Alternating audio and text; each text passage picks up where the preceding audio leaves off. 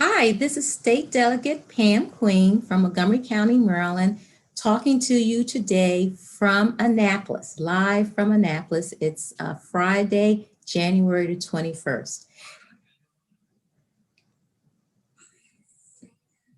Oh,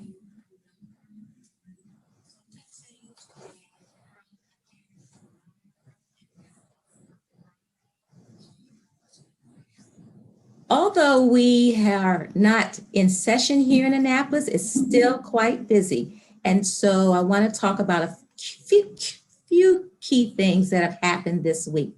One of the key things that's happened is the governor released his budget, and the budget is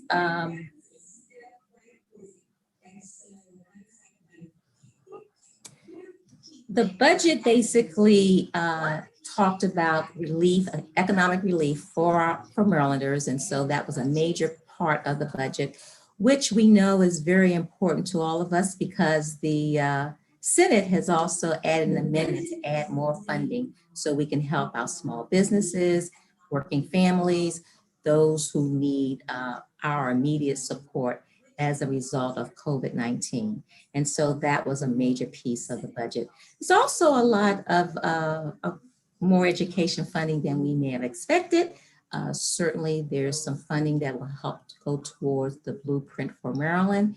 And also, we will look at the legislature, will look at other funding sources so that we can fully provide all the educational resources to our Maryland students. And so that's another big piece of the budget. We also do not have any raises for state workers. And as normal from what we've seen from the governor in the last few years, we don't have funding for some of our local bond initiatives. But again, the state legislature will work to see where we can find this additional funding to help you out. And so we will put in a link the access to the highlights of the Maryland budget so that you can see what things were funded and not funded. Also, one of the big key things that is happening this week is talking about COVID-19. This today, the Montgomery County delegation had visitors from our federal counterparts. Senator um, uh, Cardin was there, as well as Congressman Sarbanes. And front and center on their topic was the COVID relief funds. And so we are expecting in Maryland to receive about $1.4 billion in additional relief funds to help us out in the state. Of course, the other part of their conversation has been the COVID-19 vaccine distribution. That is not going well as we would like to see at this point. Uh, there is a lot of coordination that needs to be done at the federal, as well as working with our governors at the state level. And then the governors working with the county representatives. And so where we are here in Montgomery County, if you look at the state's Department of Health website, you'll see that the percentage of our population that have received first and second doses is much smaller than many of the other jurisdictions. So it seems as though the vaccines aren't being distributed based on the population. Montgomery County is the largest population with over 1 million people. And so we're sitting at about 6.5% of our population having received vaccines, whereas many other jurisdictions, which much smaller than us, have received upwards 7, 8, and up towards 11% of their population have been vaccinated. So we've got to work out those kinks and make sure that we get that resolved. In Montgomery County, if you want to register to make sure you're on the list, we're still in the 1A, 1B, going into the 1B phases based on priority. There's a link to register for the vaccines with our Department of Health in Montgomery County. Also, there are some, you can register with some of the local private pharmacies, Giant, Kaiser, MedStar. Adventist Healthcare and John Hopkins to also register as well. Many of those pharmacies are working directly with our congregate living facilities and our senior living facilities, but that's also a possibility for you to use those resources to get vaccinated.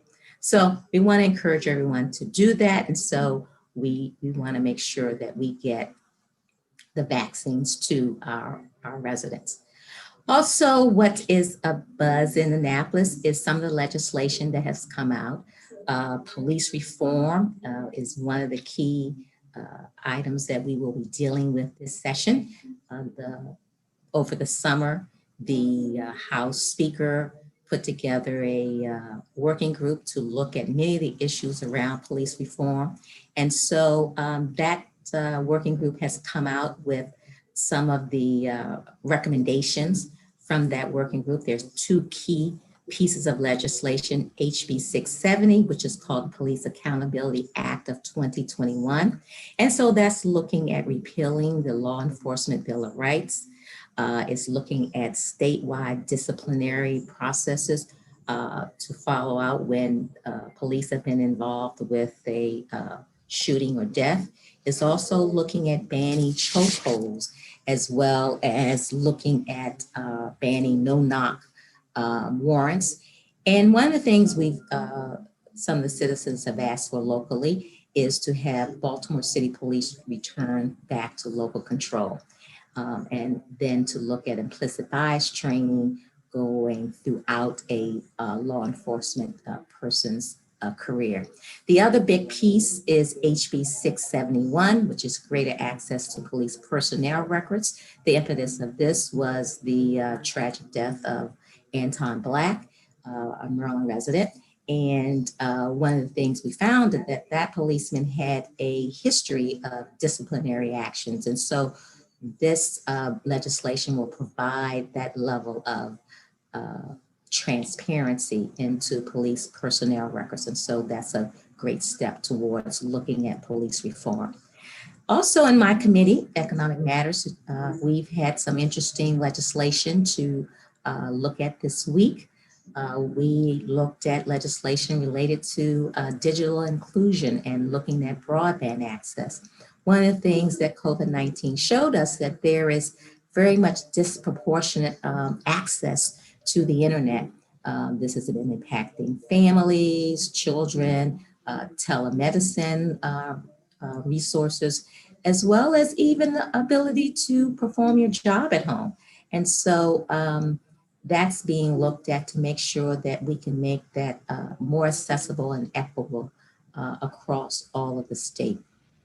Another thing that we looked at was the Healthy Families Act, looking at broadening our ability for people to stay home and take care of family when in need. That was also something that was very much highlighted as a result of COVID-19. And today we had a hearing on looking at some of the rate plans and for some of our utilities, especially our gas and electric utilities, making sure that we look at individuals that have limited income, seniors that have fixed income, and those who are considered in families that are working and still are struggling. And so we're looking at ways that we can adjust the rate plans to be more accommodating to those residents.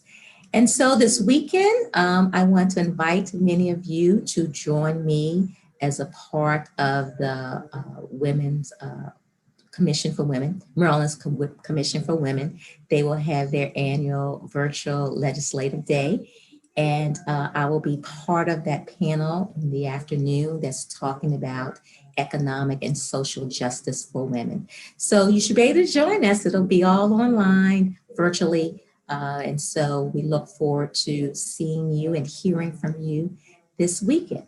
So as always, it's great to speak to you and talk to you. You can always reach my office at emailing at me at pam.queen@house.state.md.us, or you could call us at 301-858-3300. 888-888-3380. So that's the buzz this week in Annapolis, and I look forward to seeing you next week. Thank you.